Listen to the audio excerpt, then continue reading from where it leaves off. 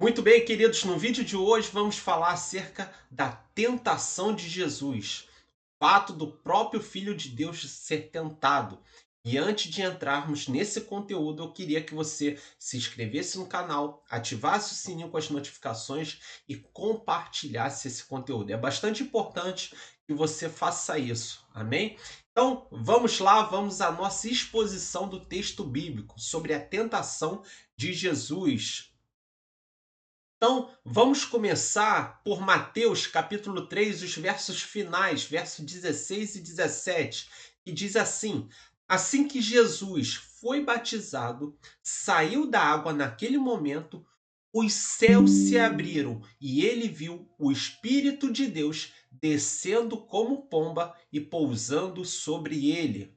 Verso 17: Então uma voz dos céus disse: esse é o meu filho amado, em quem me agrado. Algumas versões vai falar em quem me comprazo, em quem tenho alegria. O fato é que é algo extraordinário. O fato é que é algo tremendo. O Espírito Santo descendo sobre Jesus, após ele levantar das águas, pousando sobre ele como uma pomba e uma voz seguindo essa revelação visual do próprio Espírito Santo descendo em forma de pomba, pousando sobre Jesus, é a voz de Deus confirmando: Este é o meu filho amado, em quem eu me agrado. A gente não tem relatado uma experiência tão magnífica como essa que aconteceu com Jesus. Até os dias de hoje não temos uma experiência tão magnífica como essa. O próprio Deus, em som audível, falando das nuvens: Esse é o meu filho amado, em quem eu me comprazo, em quem eu me alegro. E a gente tem as representações das artes que tentam retratar de maneira fiel o texto bíblico como aquilo poderia ter acontecido. A gente tem aí uma pintura da igreja de rito ortodoxo, das igrejas orientais, que mostra o Espírito Santo descendo como pomba, os céus se abrindo. A gente tem também as imagens hoje geradas por inteligência artificial que mostram, tentam retratar também de maneira fidedigna do texto bíblico. Nós temos a indústria dos filmes, das novelas, que retratam também esse ato que aconteceu em Mateus 3, versos 16 e 17. O fato é que é algo extremamente glorioso. O próprio Deus anunciando para todos ouvirem que estavam ali com João Batista: Esse é o meu filho amado, em quem eu me alegro. Bom, mas o tema do vídeo não era sobre a tentação de Jesus? Sim, era sobre a tentação. Então vamos lá. Mateus capítulo 4, a partir do verso 1 até o verso 11.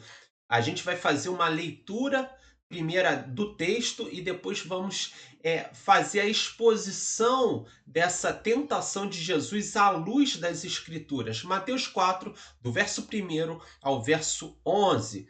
Verso 1: Então Jesus foi levado pelo Espírito ao deserto para ser tentado pelo diabo. Verso 2: Depois de jejuar 40 dias e 40 noites, teve fome. Verso 3: O tentador aproximou-se dele e disse: Se você é filho de Deus, mande que estas pedras se transformem em pães. Verso 4: Jesus respondeu: Está escrito: Nem só de pão viverá o homem, mas de toda palavra que procede da boca de Deus. Então o diabo o levou à cidade santa, colocou-o na parte mais alta do templo e lhe disse: Se você é filho de Deus, jogue-se daqui para baixo, pois está escrito: Ele dará ordens aos teus anjos a seu respeito, e com as mãos eles o segurarão, para que você não tropece em pedra alguma. Verso 7: Jesus lhe respondeu: Também está escrito: Não ponha à prova o Senhor seu Deus. Verso 8: Depois o diabo o levou a um monte muito alto e mostrou-lhe todos os reinos do mundo e o seu esplendor, a sua glória. E lhe disse: Tudo isso lhe darei, se você se prostrar e me adorar. Verso 10: Jesus lhe disse: Retira-te, Satanás, pois está escrito: Adore ao Senhor, o seu Deus, e só a ele prestarás culto. Verso 11: Então o diabo o deixou, e anjos vieram e o serviram.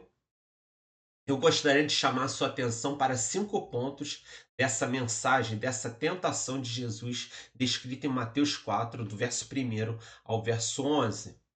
A primeira lição que podemos tirar desse texto, da tentação de Jesus: Jesus ele é conduzido pelo Espírito Santo para ser tentado pelo diabo. Parece meio irracional, parece meio sem lógica, mas Jesus ele é conduzido, o Espírito o conduz para o deserto para ser tentado.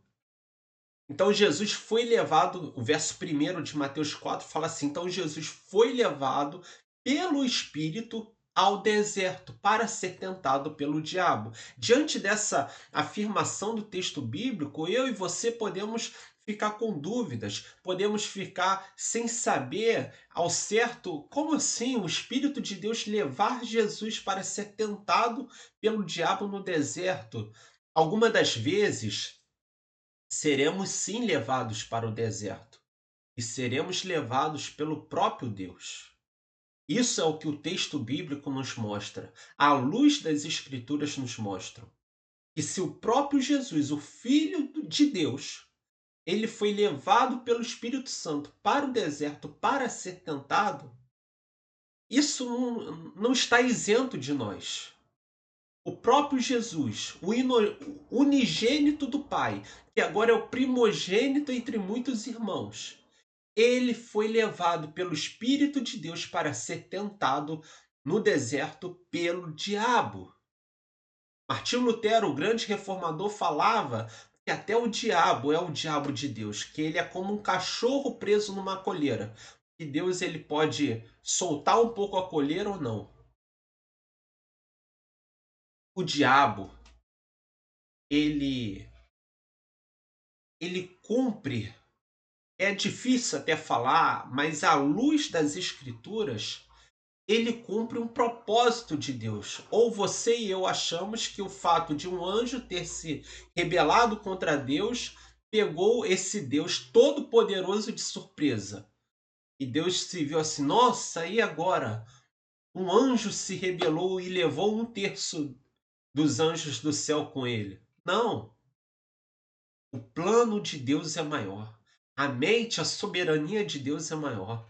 E todas as coisas cooperam para o bem daqueles que amam a Deus, até mesmo o deserto, até mesmo o dia mau. E alguma das vezes eu e você seremos levados pelo próprio Senhor para sermos tentados no deserto. No deserto, nós saímos da agitação. No deserto, nós aprendemos a ouvir a voz de Deus. No deserto, nós somos tratados. No deserto, nós somos aperfeiçoados.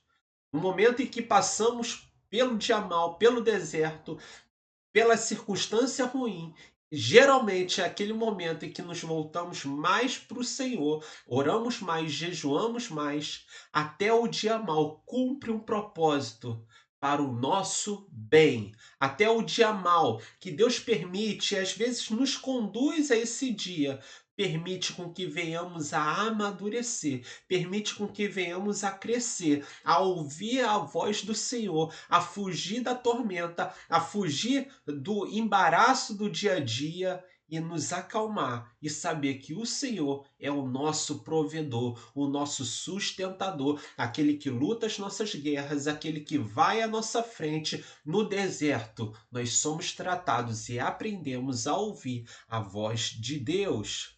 Não é muito legal falar sobre sofrimento, porém é necessário. É necessário.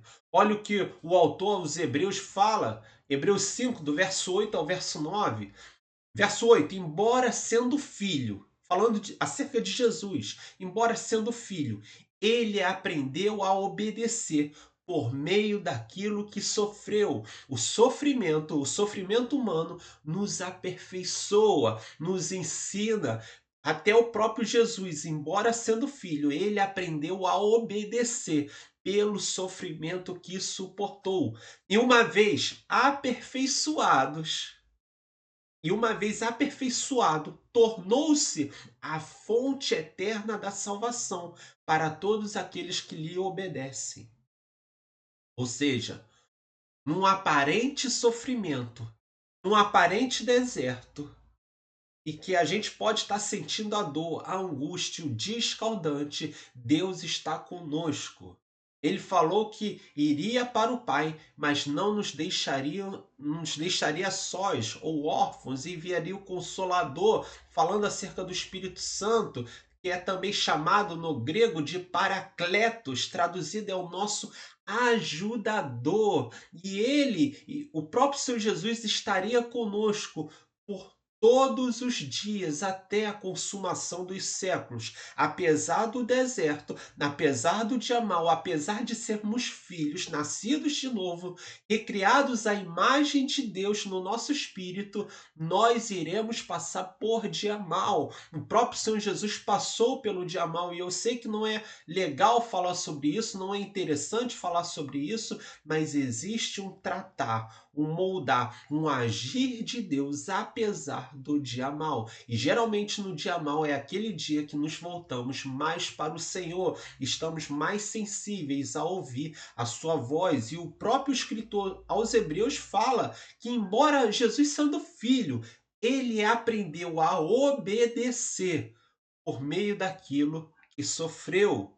Queira ou não, o sofrimento também é um educador, um pedagogo, alguém que vai nos moldar para sermos cada vez mais a imagem e semelhança de Deus.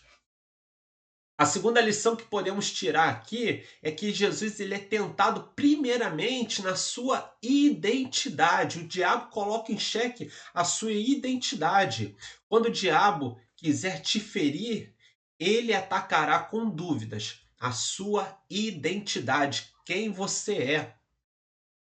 Quando ele consegue colocar dúvida em quem você é, você fica vulnerável, você perde o senso de saber literalmente quem você é, quem é o seu pai, aonde você está, a obra que o Espírito Santo fez dentro de você. Então o diabo ele tenta colocar em xeque a minha e a sua identidade.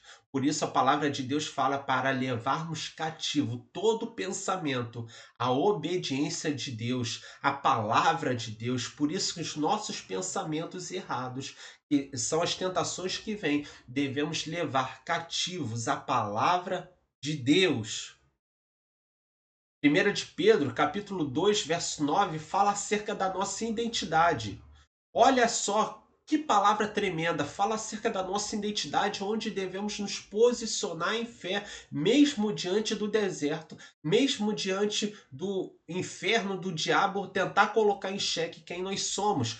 Olha o que a palavra de Deus diz a meu e a seu respeito. Vocês, porém, são geração eleita, sacerdócio real, nação santa, povo exclusivo de Deus, para anunciar as grandezas daquele que os chamou das trevas para a sua maravilhosa luz. Essa é a nossa identidade em Cristo, geração eleita, sacerdócio real, nação santa, povo exclusivo de Deus. Não há nada que mude isso. Está no seu DNA espiritual, é a sua identidade em Deus, apesar do deserto, apesar do dia mal. É isso que você é, um filho amado. Jesus não deixou de ser filho por passar no deserto, mas ele venceu o deserto porque era filho. Essa é a sua identidade em Cristo. Lição número 3 que podemos tirar da tentação de Jesus: o diabo atacará você por conta da sua necessidade. Ele vai te atacar, além da sua identidade, ele vai te atacar por conta da sua necessidade. Jesus estava em jejum por 40 dias e 40 noites. Logo, ele estava com muita fome. Logo, ele estava com muita fome. E aonde ele é tentado, Jesus? Na sua necessidade. O diabo tenta pela sua necessidade. Se você é filho de Deus, Mande que essas pedras se transformem em pães. Mexe com a identidade. Se você é filho de Deus, coloque em xeque a identidade e usa a necessidade para atacar Jesus. Porque ele estava com fome, ele estava jejuando, ele estava sem comer durante 40 dias. Lição número 4 que podemos tirar aqui da tentação de Jesus. Ele o tentará na sua autoridade. Eu e você carregamos uma autoridade que está atrelada, ligada à nossa identidade. Nós somos filhos de Deus. E o fato de sermos filhos de Deus, sacerdócio real, nação santa, povo exclusivo de Deus, nós carregamos uma autoridade. Nós iremos pisar na cabeça de serpentes e escorpiões e sobre todo o poder do inimigo e nada nos causará dano. A palavra de Deus fala acerca de uma identidade que está atrelada a uma autoridade que foi dada a nós pelo nome de Jesus. Mas o diabo, na tentação de Jesus, ele tenta atacar a autoridade de Jesus para tentar ferir o seu ego. Verso 6 de Mateus 4 fala assim: se você é filho de Deus, questiona a identidade, jogue-se daqui para baixo, pois está escrito: ele dará ordens a seus anjos a seu respeito, e com as mãos eles o segurarão, para que você não tropece em pedra alguma. Ou seja, o diabo mexe com o ego de Jesus.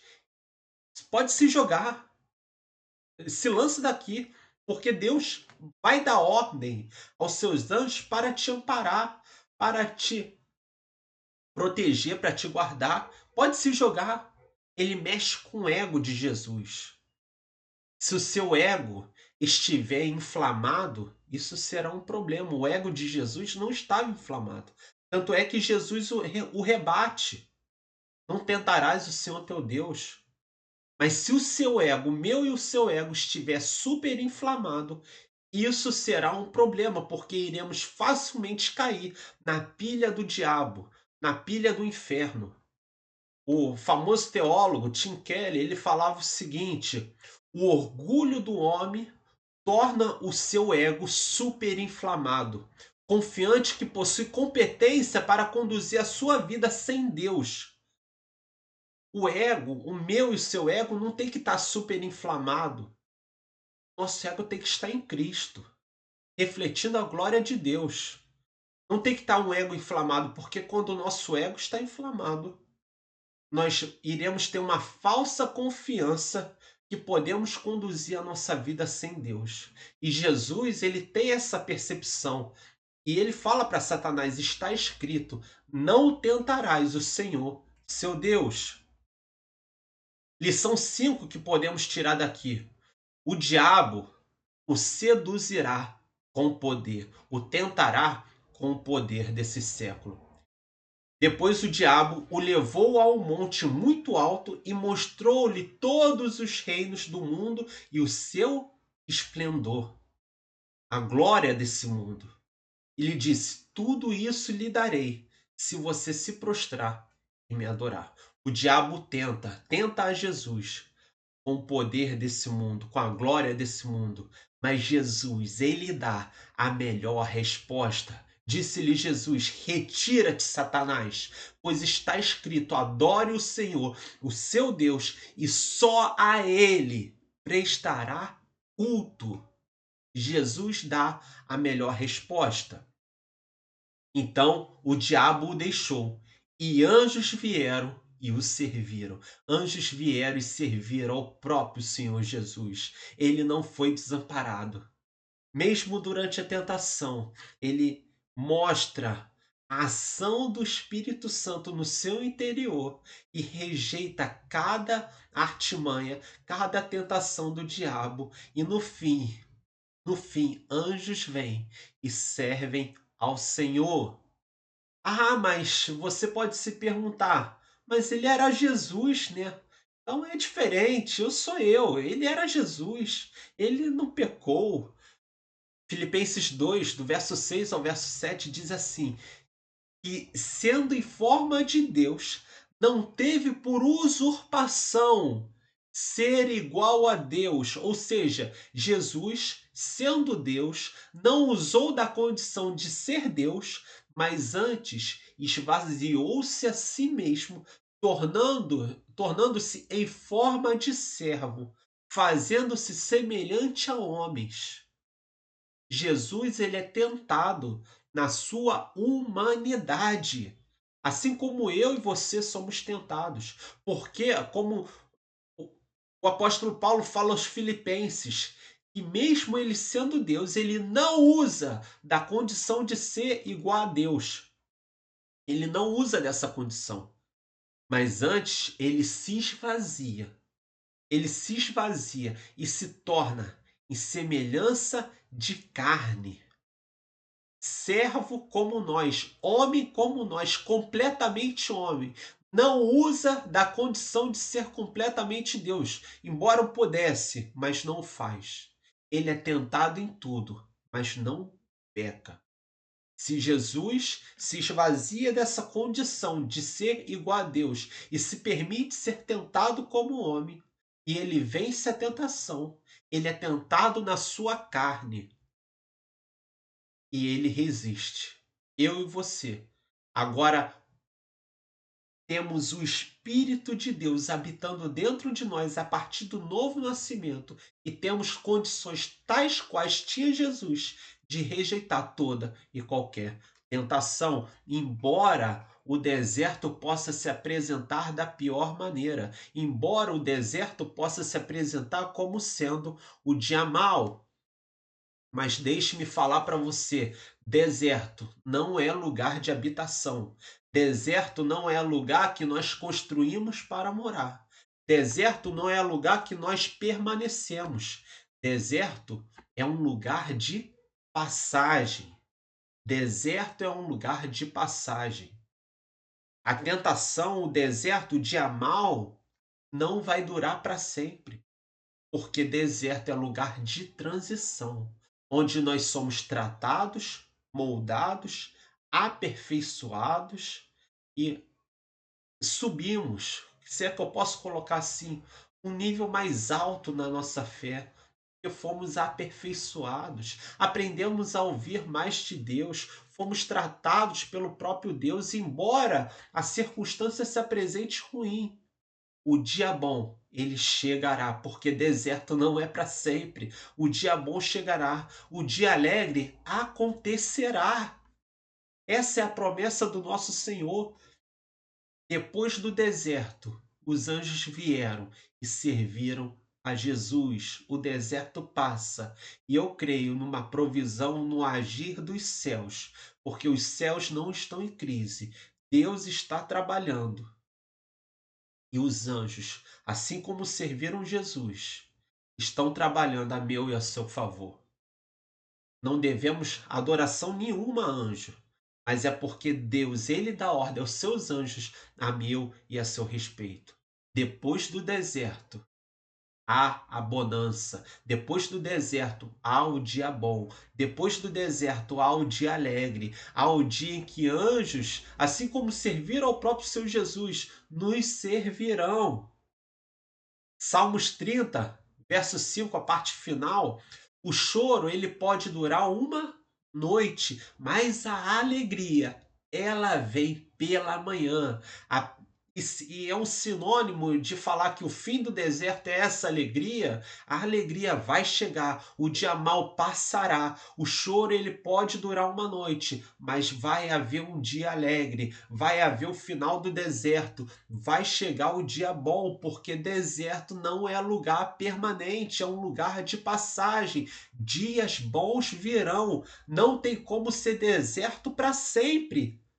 Porque a própria palavra de Deus em Salmos fala de um dia, de uma manhã que trará a alegria, de um dia que trará a alegria. Então, dias bons virão. Não tem como ser deserto para sempre. É a própria palavra de Deus nos garantindo isso. E aqui eu chego no final desse vídeo, o dia bom. chegará.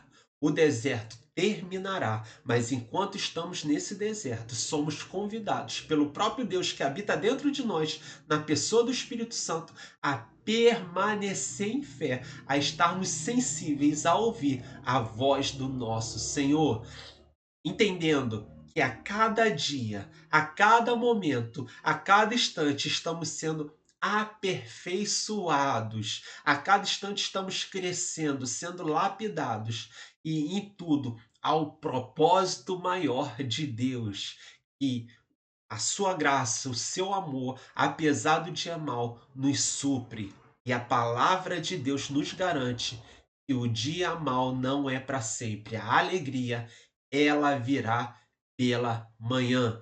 Amém, queridos? Chegamos aqui ao final desse vídeo. Eu espero imensamente que Deus tenha falado ao seu coração, que você possa compartilhar essa mensagem de fé.